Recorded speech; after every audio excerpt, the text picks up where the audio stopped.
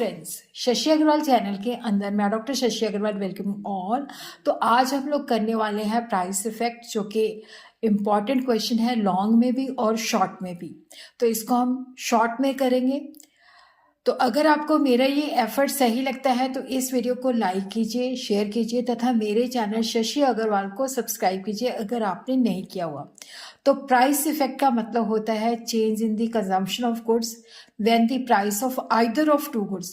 देखो, जैसे हम एक्स एक्सिस पे एक्स कमोडिटी लेते हैं, वाई एक्सिस पे वाई कमोडिटी लेते हैं, तो दोनों गुड्स में से एक की प्राइस में चेंजेस आती हैं, बट जो दूसरी कमोडिटी होती है उसकी प्राइस और जो कंज्यूमर की इनकम होती है उसको हम कांस्टेंट मानते हैं। तो प्राइस इफेक्ट जो है that is a combination of income and substitution effect. The price effect shows how much satisfaction of the consumer varies due to change in the consumption if two goods as the price of one changes।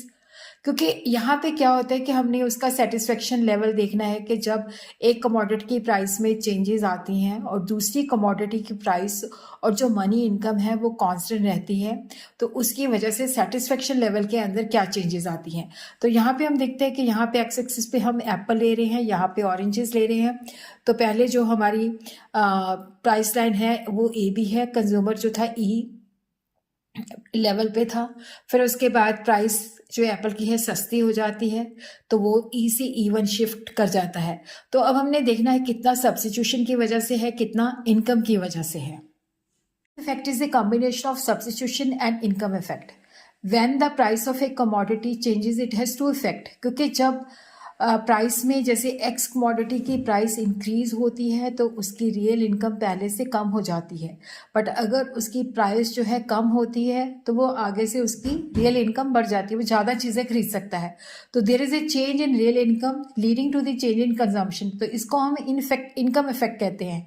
उसी तरह second effect जो है that is a substitution effect due to change in relative prices of the consumer.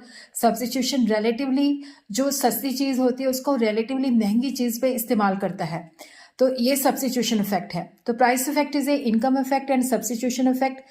ई से जब वो E1 बिंदु पे जाता है तो ये प्राइस इफेक्ट है, ई से E2 पे आता है तो ये सब्स्टिट्यूशन इफेक्ट है, E2 से E1 पे जाता है तो ये इनकम इफेक्ट।